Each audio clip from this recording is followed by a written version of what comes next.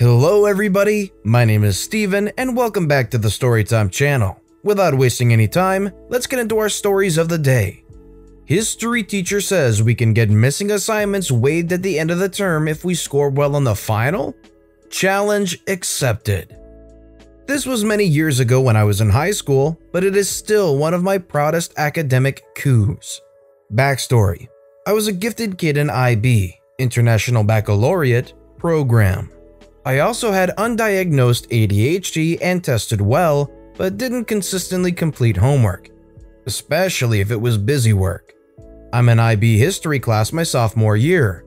We get assigned pages upon pages of reading and notes for homework every night, and the notes are the most tedious bull. There's a really specific format we have to use that involves splitting the page in half, writing a fact from the text on one side, a couple sentences of analysis of that fact on the other, and 2 to 3 sentences summarizing everything you've written at the bottom of the page.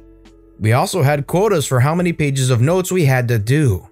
I don't remember the exact ratio because I never hit it, but it was like a 40-page reading needing 20 pages of notes. They took forever.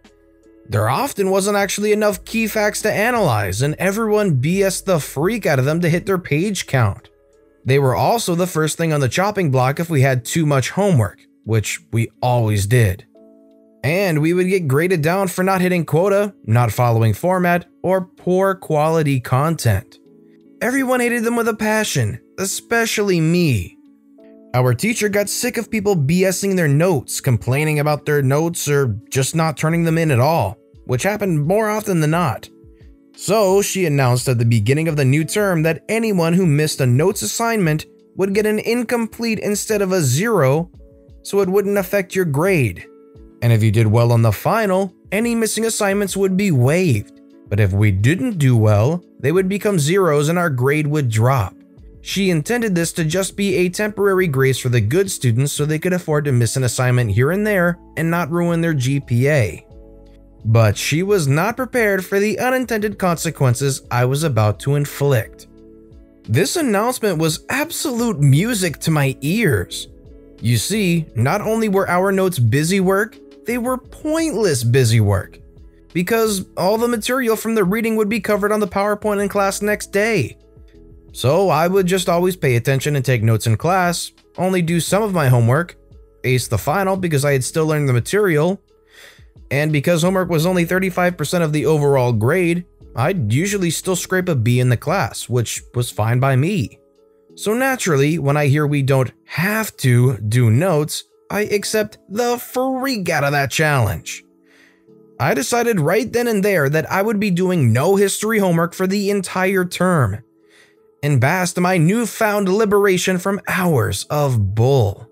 About halfway through the term, my teacher comes up to me and the convo goes something like this. Teacher, Valley girl voice, she was only 24 and very immature. Ginger, I noticed you haven't turned in any notes at all yet this term. I'm kinda concerned about that.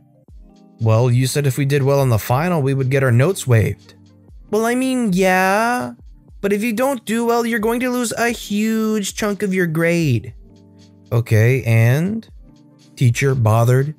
I mean, you should really turn in some notes so that doesn't happen. It's okay, I'm good. Teacher, really bothered. Are you seriously planning on just not doing any notes all term? Yep, because they'll be waived anyway when I do well on the final. Teacher, getting condescending. Okay, well don't blame me when your grade goes down.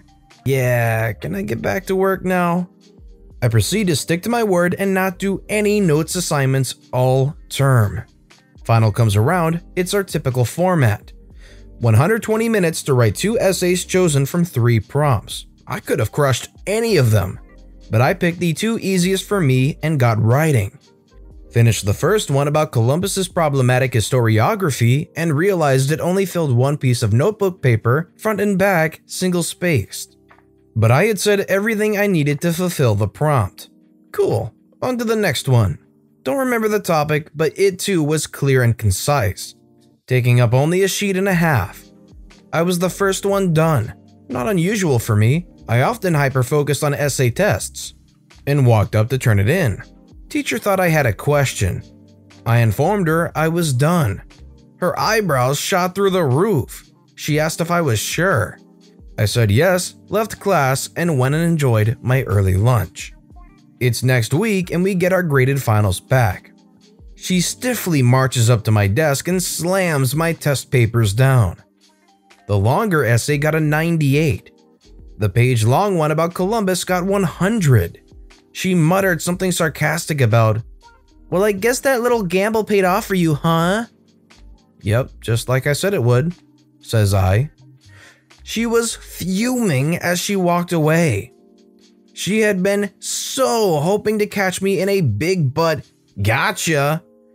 But as it was, I ended up getting the highest score in the class.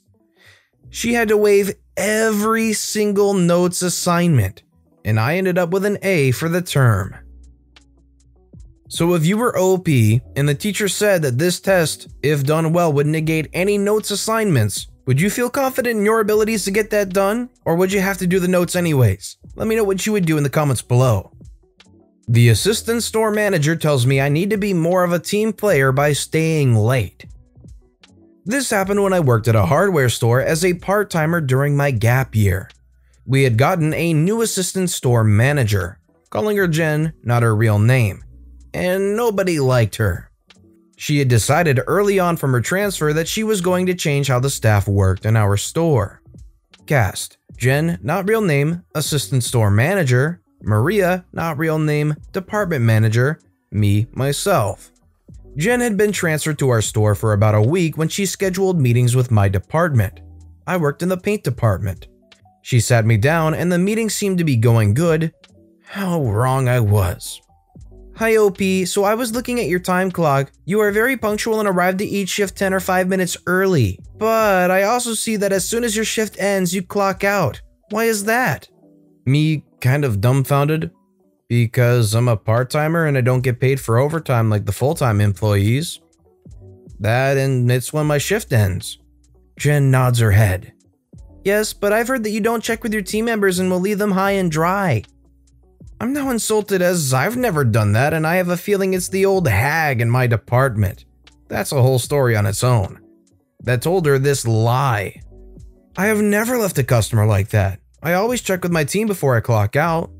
Well, you need to be more of a team player. If you see your team is behind with customers, then you can't leave them until all customers are helped. Then you can clock out. Okay. Good. So I did exactly that for the next 2 work weeks. It also just so happened that our store was having a 2-week-long 4th of July special sale going on for paint. Maria had scheduled me mid-shift from 12 to 6 for those 2 weeks. I did exactly as Jen said and didn't leave at my scheduled time. That entire 2 work weeks, I would be staying 2 to 3 hours past my scheduled shift until the rush ended, then clock out around 8 or 9 that evening. Maria had pulled me aside wanting to know why I was staying so late past my shift. "OP, I know you're better than to stay past your scheduled shift. The latest you can stay past your shift is 15 minutes, then you have to clock out." "I know, Maria. Jen is the one that told me I need to be more of a team player and can't clock out until all customers have been helped. We've been slammed the past 2 weeks because of the huge sale we had. I can't leave my team high and dry." Maria says I'm going to have a word with her and the store manager. Maria set up a meeting with Jen and the store manager. Store manager found out from payroll that I had accumulated a little over 40 hours as a part-timer.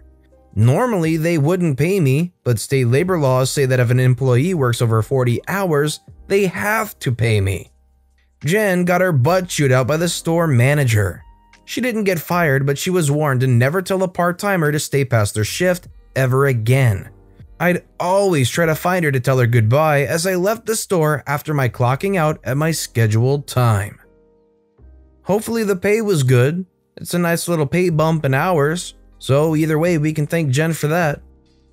A teacher tells me and my friend to write the test golden, meaning flawless, and gets a golden test. This happened to me and my friend about 7 years ago, in the last year of engineering middle school. We weren't the hardest working students, making jokes all the time, but we always got our work done in a relatively good shape and in time. As the year gets on an end, the teacher approaches us and tells us that if we take the test he had for us golden, meaning we write in the correct answers and get a high mark, he's going to improve our final mark to 1 mark higher. We, of course, accepted, having nothing to lose.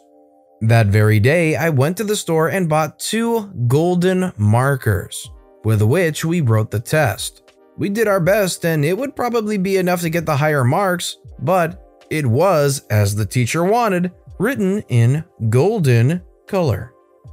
As we carried the filled out test to him, he looked at them and frowned. "What's this? You wanted it golden?" "Be gone." We both got the better marks. We always have a good laugh about this, and the teacher accepted his defeat valiantly and went on, as usual, with no hard feelings or anything. I'm sure there's a lot of teachers that wouldn't have upheld the whole golden marker thing, but it's a good attempt either way, and I think the teacher would have found it humorous regardless. But it's good to hear that they probably did good enough anyways to get their better marks, and in the end, did get them. Just yell when you want to eat. This happened a little over 30 years ago.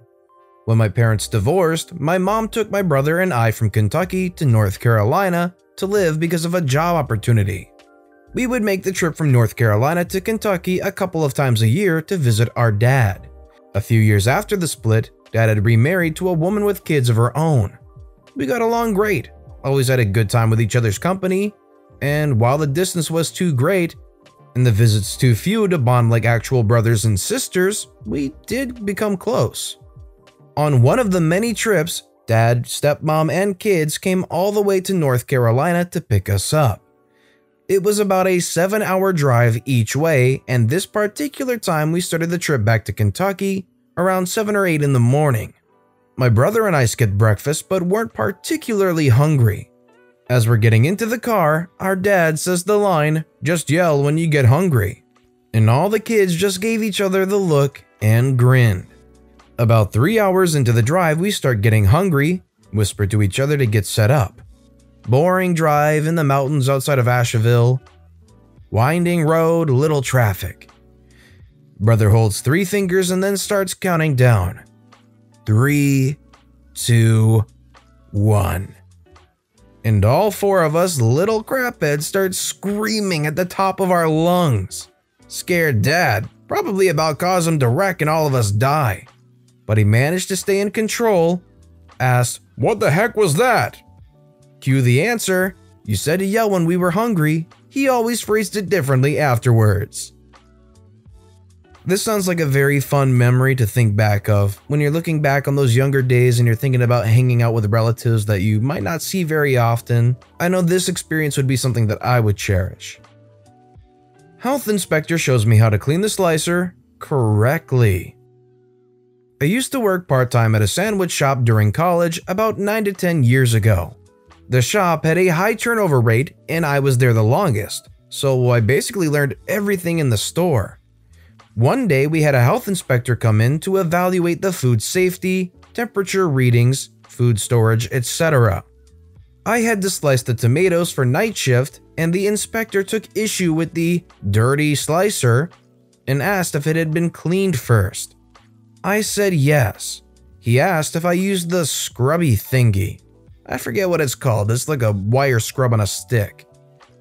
I said, "No, you don't put your fingers near the blades, you just spray it off and dunk it in sanitizer." He chastised me, so I was like, "Okay, show me how to clean it properly then." If there was a way to do it right without getting hurt, then I was willing to learn. My coworker and I stood there and watched him jam the wire scrub between the blades and pull it back. And of course, it got stuck. He shoved it forward again, jamming his knuckles into the blades. He started bleeding everywhere. My coworker had to shut himself in the walk-in freezer. He was laughing his butt off. I just looked at my manager trying to help this idiot inspector get a towel and whatnot and said, "Yeah, I'm not cleaning the slicer like that." Yikes. I'm sure there actually is a proper way to clean those blades, but I don't think the inspector knew the best strategy. Pretty obviously. But with that being said, that's all the stories we have for today, so what I want to know is which of these stories was the most interesting to you and why? Let me know in the comments below. And thank you all so much for watching and listening to the Storytime channel. If you haven't yet, please consider subscribing. And don't forget to turn notifications on so you'll never miss an upcoming video. Thank you all again for watching and listening to the Storytime channel.